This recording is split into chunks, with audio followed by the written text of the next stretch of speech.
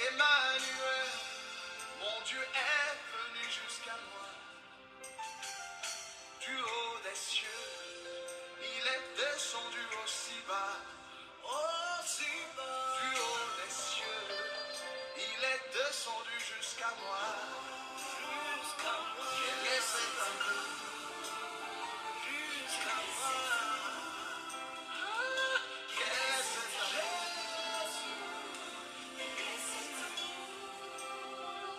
Quel est cet amour qui te fit venir d'aussi haut?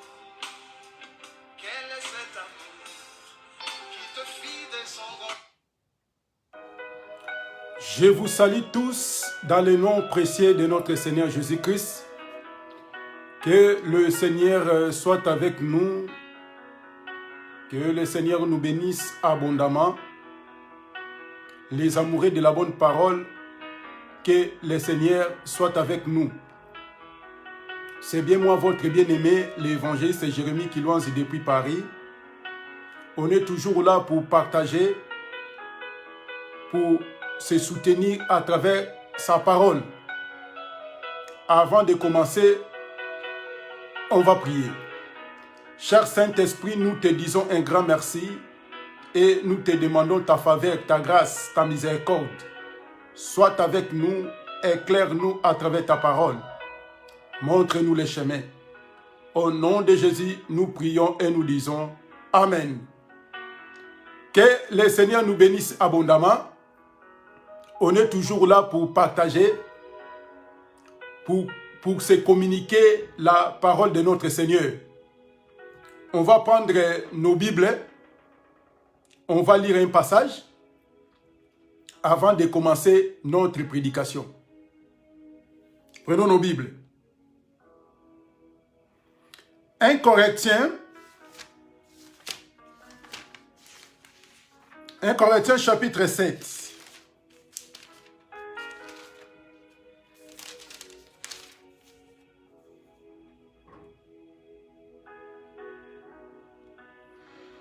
Verset 23. La Bible dit, 1 Corinthiens chapitre 7, verset 23. Vous avez été rachetés à un grand prix, ne devenez pas l'esclave des hommes. Pardon. Après, on va prendre encore un passage, là où on a commencé notre thème. Genèse chapitre 5, verset 28 à 29.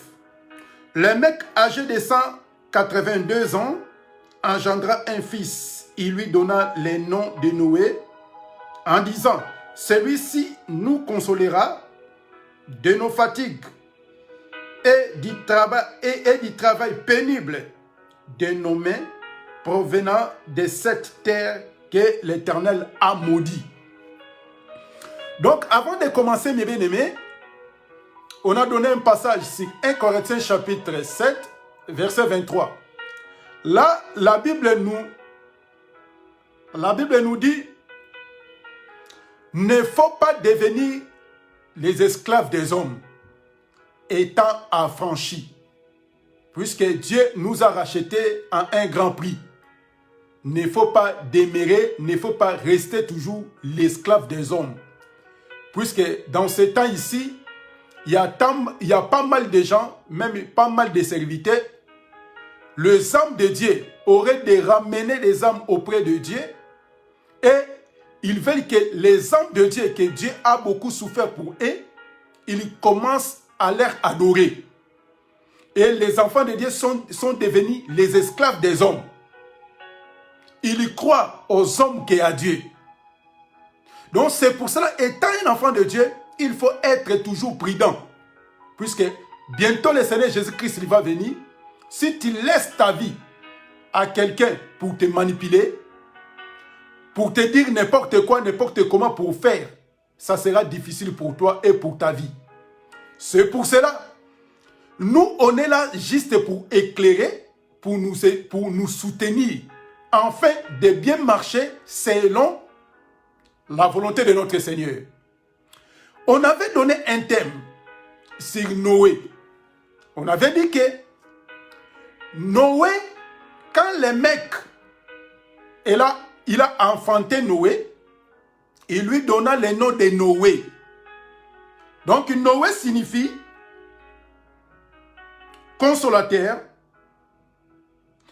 Et deuxièmement, Noé, il va venir décharger les gens qui sont fatigués. Donc c'est-à-dire les mecs. Comme le mec est fatigué,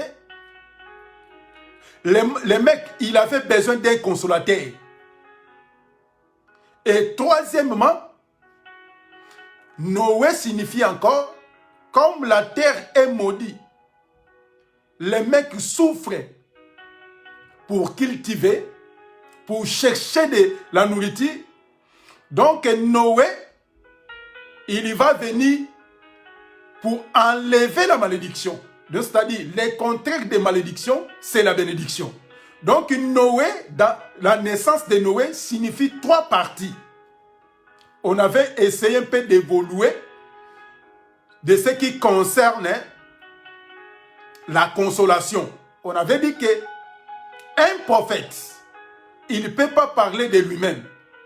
Un prophète, il parle seulement de quelqu'un d'autre. Donc un prophète, c'est un envoyé. Un envoyé, il ne peut pas parler de lui-même puisqu'il est envoyé. Donc il est envoyé par quelqu'un. Donc c'est-à-dire, les mecs, il parlait, il prophétisait, non pas sur Noé physique, mais il prophétisait sur le véritable Noé qui devait venir. On a compris que le Noé qui devait venir, il n'était pas question de quelqu'un d'autre, c'est lui-même le Seigneur qui était venu pour consoler l'humanité. Puisque l'humanité, il manquait la personne de consolation. Puisque tu peux avoir des parents, tu peux avoir des moyens, mais pour avoir les véritables consolations, appartient à Dieu. Puisqu'on a vu, il y a des gens qui ont des moyens, qui ont des possibilités, mais ils souffrent. Ils pleurent à tout le temps. C'est pour cela. Donc, le mec, il avait besoin d'un consolateur. On avait donné un passage, pas mal de passages. Maintenant, on va encore ajouter quelques passages et après, on va rentrer dans la deuxième partie de ce qui concerne Noé, qui signifie décharger les mecs, puisque le mec, il est trop chargé. C'est ça. C'est qu'on va partager. Prenons un passage. Jean chapitre 16. Sans plus tarder, Jean chapitre 16. Jean chapitre 16, on va commencer par le 7e verset. Jean chapitre 16, verset 7e. La Bible dit, « Cependant, je vous dis la vérité. Il est avantageux que je m'en aille, car si je ne m'avais pas, le consolateur ne viendra pas vers vous. Mais si je m'en vais, je vous enverrai. » Voyez? Donc là, c'est le Seigneur qui dit, il faut que je m'en aille. Il faut que je parte. Si je ne pars pas, le consolateur ne viendra pas. Donc, c'est-à-dire, c'est le Seigneur qui représentait le consolateur. C'est lui le Saint-Esprit. Puisque le consolateur, c'est le Saint-Esprit.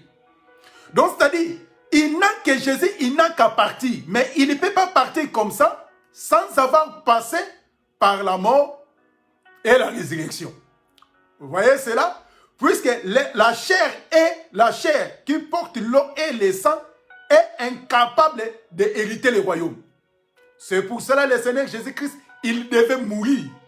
Après avoir été mis au tombeau pendant 3 jours et 3 nuits, quand il va ressusciter, le Seigneur Jésus-Christ, il va retourner au ciel.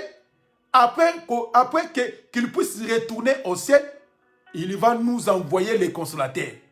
Donc ça dit, c'est le Saint-Esprit qui est le consolateur, qui peut venir nous consoler. La Bible dit dans le verset 8, « Et quand il sera venu, il convaincra le monde en ce qui concerne les péchés, la justice et le jugement. Voyez? Donc, c'est-à-dire, c'est le Seigneur Jésus-Christ qui est le consolateur. Donc, c'est-à-dire, quand le Saint-Esprit va venir, il va convaincre d'abord de ce qui concerne le péché, la justice et le jugement. Voyez? Quand on va retourner vers Noé, on va remarquer tout ce mouvement que Noé, il était venu censé défaire sur la terre. Vous voyez? Donc, c'est-à-dire, c'est le Seigneur Jésus-Christ qui est le consolateur. Nous prenons les versets 13 à 15. La Bible dit ceci. Quand le consolateur sera venu, l'Esprit de vérité, il vous conduira dans toute la vérité, car il ne parlera pas de lui-même, mais il dira tout ce qu'il aura entendu et il vous annoncera des choses à venir. Vous voyez? Donc, quand le Saint-Esprit va venir, le Saint-Esprit, il ne va pas parler de lui-même. Mais le Saint-Esprit, il va parler des choses les choses qui est entendues auprès du Seigneur. Et il va venir nous communiquer. Donc, si un homme de Dieu, censé être consolé par le Saint-Esprit, il ne pouvait pas parler de lui-même. Quand vous voyez quelqu'un, il prétend être un prophète des derniers temps, il faut faire attention. Quand vous regardez un homme comme toi et moi, il prétend d'être consolateur, il faut faire attention. C'est pour cela, dès le début, on avait dit que ne devenez pas les esclaves des hommes. Si tu veux être esclave, tu seras toujours condamné. Tu seras toujours manipulé par des hommes. Mais étant affranchi, il ne faut pas être les esclaves des hommes. Mais le Saint-Esprit ne peut pas parler de lui-même. Quand quelqu'un, vous voyez un homme de Dieu, il parle de lui-même. Il est devant les enfants de Dieu. Il commence à annoncer, il commence à faire des pubs de ce qui concerne ses voyages, des rencontres avec des politiciens, des rencontres avec les gens de ce monde. Il faut faire attention. Un homme de Dieu ne peut communiquer ce qu'il lui a entendu venant du ciel. Il va parler seulement, il va communiquer la pensée de Dieu. Il ne va pas perdre le temps de communiquer sa famille, sa femme ou ses enfants, ou ses biens. Puisque quand on devient un homme de Dieu, quand on est serviteur, on est censé de prêcher, de communiquer que le Seigneur Jésus-Christ. C'est pour cela, la Bible dit que quand le consolateur viendra, il ne va pas parler de lui-même. Le Saint-Esprit en nous, il va nous communiquer les choses célestes. C'est pour cela, quand Noé est venu, il va parler des choses qu'il a entendues du ciel. Qu'est-ce que les choses que Noé a entendues? Noé a entendu la parole venant du ciel, construire des bateaux. Donc Noé, il ne peut pas construire les bateaux selon ses propres pensées. Il ne peut pas construire les bateaux selon ses désirs. Donc Noé, il va construire les bateaux selon des modèles, selon ce qu'il a entendu de Dieu auprès de Dieu. C'est pour cela que quand le consolateur est venu, le verset 14, il me glorifiera parce qu'il prendra ce qui est à moi et il vous annoncera. Tout ce que le Père est à moi. C'est pourquoi je dis qu'il prend ce qui est à moi et qu'il vous annoncera.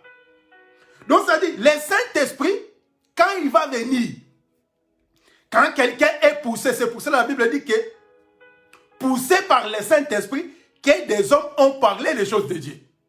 Donc si quelqu'un, il commence à parler ses propres désirs, ses propres pensées, il n'était pas poussé par le Saint-Esprit. S'il est poussé par l'Esprit de Dieu, il va communiquer les choses de Dieu. Mais si quelqu'un est poussé par les choses de ce monde, il va communiquer les choses de ce monde. Vous voyez? Donc, c'est-à-dire, les gens animés par le mauvais esprit, ils sont là, mal intentionnés, juste pour présenter les biens, pour présenter ses enfants ou sa femme.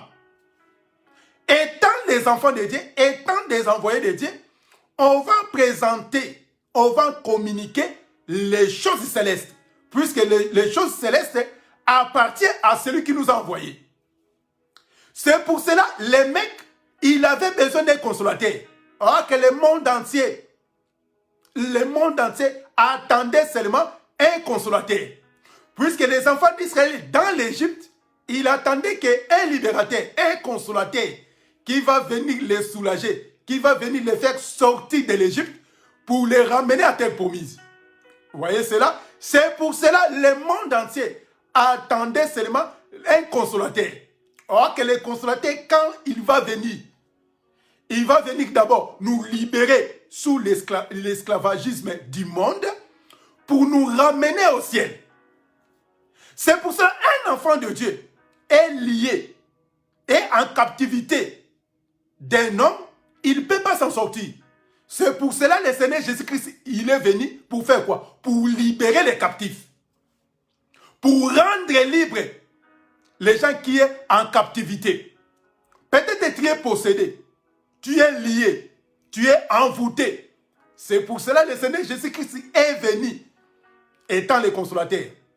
Il est venu étant que libérateur pour nous délivrer sous la domination du monde, sous la domination du diable. Donc quand tu te sens à l'aise, tu te sens abandonné, mal à l'aise plutôt, tu te sens angoissé, il n'y a qu'un seul homme est venu pour nous consoler. Il n'y a qu'un seul homme est venu pour nous rendre libres. Là, on a ajouté seulement de ce qui concerne les consolateurs. Donc, les consolateurs, c'est notre Seigneur Jésus-Christ. On va maintenant rajouter un peu pour gagner du temps. On va toucher maintenant. La Bible dit que quand Noé est né, il va venir faire quoi? Deuxièmement, Noé, il va décharger la personne. Il va décharger les mecs. Puisque les mecs est fatigué. Comme le mec est fatigué, donc le mec, il avait besoin, il avait de quelqu'un pour venir de décharger. Prenons un passage. Matthieu chapitre 11. Écoutez. Matthieu chapitre 11, verset 28. On va descendre jusqu'au verset 29. Même jusqu'à verset 30. Écoutez. Venez à moi, vous tous, qui êtes fatigués et chargés, et je vous donnerai du repos. Vous voyez? Donc, les mecs, il avait besoin, il attendait quelqu'un pour lui donner du repos. Il n'avait personne. Donc, le mec, il avait besoin de retourner à Éden. Puisque à Éden, là où il y avait la paix, là où il y avait la tranquillité, il n'y avait pas la fatigue. Puisque tout était en norme. Tout était lui-même Dieu qui était pris en charge Adam et Ève. Vous voyez cela? Maintenant, les mecs, il était fatigué. C'est pour cela que quand Noé est né, il a compris que non, les seules personnes qui est capable de nous rendre libres, de nous consoler et de nous décharger, c'est Noé. Or, on a compris que le véritable Noé qui peut donner du repos, c'est le Seigneur Jésus-Christ. C'est pour cela qu'il a dit que venez à moi, vous tous qui êtes fatigués et chargés, et moi je vous donnerai du repos. Donc c'est-à-dire, le repos appartient pas à quelqu'un d'autre. Le repos appartient à Dieu. Même les prédicateurs, même les hommes de Dieu, ils ont besoin de repos. Personne sur la terre ne peut donner un autre repos si ce n'est que le Seigneur lui-même. Puisque même Moïse, quand il était parti sortir les enfants d'Israël, il avait dit quoi? Puisque le Dieu, il avait besoin de ramener le peuple hébreu là où coule le lait et le miel, vers Canaan. là où il y aura du repos. Or que le véritable repos, c'est la personne de Jésus. C'est pour ça qu'elle a dit que venez à moi. Vous tous qui êtes fatigués et chargés, et moi le Seigneur, je vous donnerai du repos. Mon frère, peut-être tu es déchargé, tu es chargé avec des problèmes, avec des difficultés. Premièrement, avec des péchés. Tu es chargé. C'est pour cela le Seigneur Jésus, tu es fatigué. Tu n'arrives pas à marcher. Tu n'arrives pas à s'en sortir. Tu n'arrives pas à avoir l'ouverture. C'est pour cela que le Seigneur Jésus-Christ est venu. Juste et seulement pour toi. Donc cette prédication est venue uniquement pour toi. Donc le Seigneur Jésus-Christ est venu pour te donner du repos. Puisque le véritable repos, c'est le Seigneur Jésus-Christ. Puisque la Bible nous dit ceci. Je donne des passages.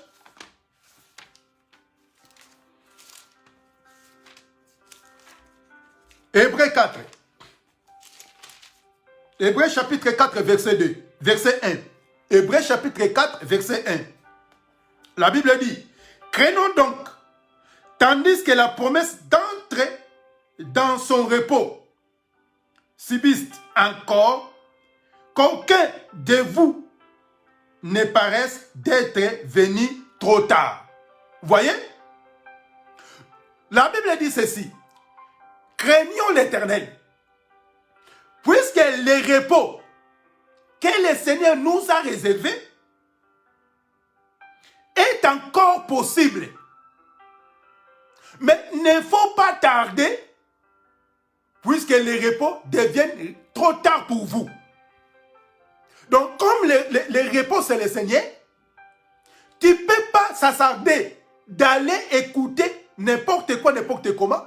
Il ne faut pas donner l'oreille à écouter les fables, à écouter les individus, puisque ils savent qu'ils sont déjà égarés et ils veulent égarer encore d'autres personnes. C'est pour cela, comme le repos est auprès de nous, mes bien-aimés, profitez, saisissez l'occasion. Comme la Bible dit, aujourd'hui, si vous entendez la voix de l'Éternel, n'endurcissez pas vos cœurs. Si tu as besoin de repos, pour avoir le repos de nos âmes, c'est le Seigneur. Si tu as besoin que, tu vois, si tu as besoin que le Seigneur vienne pour t'aider, pour te soutenir, premièrement, cherchez vraiment le repos de ton âme. Comme la Bible dit, que sert-il de l'homme de gagner tout et de perdre son âme? Donc, c'est-à-dire, la première des choses que tu as besoin de chercher, le repos de ton âme. C'est ce qui est très important. Le manger, avoir des enfants, avoir le travail, avoir des voyages, ça sert à quoi si tu as tout, mais tu perds ton âme? Tu peux avoir tout. Des maisons, des voitures, des maris, des femmes, des enfants. Ça sert à quoi? Au dernier jour, ta vie, tu perds ta vie. Aurait d'aller au ciel, mais d'aller au lieu de tourment. Ça sert à quoi? C'est ça ce que Dieu veut pour nous. Donc Dieu a réservé. Dieu nous attend d'accepter, d'approcher auprès du Seigneur. Si tu continues toujours à vivre dans la vie qui ne plaît pas à Dieu, c'est le moment. C'est le moment, mon frère, c'est le moment, ma sœur, de venir auprès de notre Seigneur. Le mec, il avait besoin, il cherchait quelqu'un pour venir décharger les mecs. Puisque le mec, il était fatigué. C'est pour cela qu'on a compris que la personne est capable de nous décharger. C'est le Seigneur Jésus-Christ. Il a déclaré, venez à moi, vous tous qui êtes fatigués et chargés, et moi, je vous donnerai du repos. Et ce n'est pas le repos, pas seulement de nos âmes, et il va encore nous donner du repos de ce qui concerne la santé, de ce qui concerne le bien matériel, le Seigneur est prêt pour nous soutenir. Donc, le repos de nos âmes, il va nous pardonner. Il va nous purifier de nos péchés.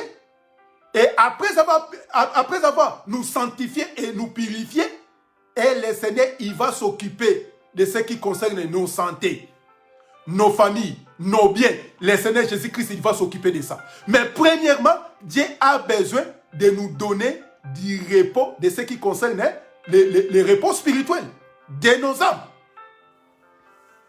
Donc aujourd'hui, on s'arrête là. On va continuer encore de ce qui concerne les repos. Puisque le mec, il avait besoin de quelqu'un de venir, de lui donner du repos. Et toi aussi, c'est la même chose. Tu as besoin de quelqu'un pour venir te donner du repos. Donc, le premier repos, c'est qui concerne spirituellement. Dieu, il a besoin de toi, de te donner du repos. Que le Seigneur nous bénisse, que le Seigneur soit avec nous. On va encore revenir la semaine prochaine pour continuer toujours notre thème, ce qui concerne Noé. Donc, Noé signifie consolation, décharger et enlever la malédiction. Donc, on est seulement dans deux parties, deuxième partie de ce qui concerne décharger de nos fatigues. Quand quelqu'un est fatigué et chargé, c'est le Seigneur Jésus-Christ qui va venir pour nous décharger. Que le Seigneur nous bénisse. On va venir pour continuer notre prédication. Prions. Seigneur, merci pour ta parole. Et je laisse cette parole entre tes mains. Tu connais nos vies. Tu connais plus que nous-mêmes. Prends soin de nous et tu viens, Jésus, pour nous décharger avec nos problèmes, avec nos soucis. Et je crois que parmi les gens qui vont venir écouter ta parole, que tu es là pour nous saisir à bien marcher selon ta volonté. Au nom de Jésus, nous prions et nous disons Amen. Que le Seigneur nous bénisse. On va venir la semaine prochaine pour continuer notre prédication, ce qui concerne Noé. Que le Seigneur soit avec nous. Que le Seigneur nous bénisse. Merci. À très bientôt.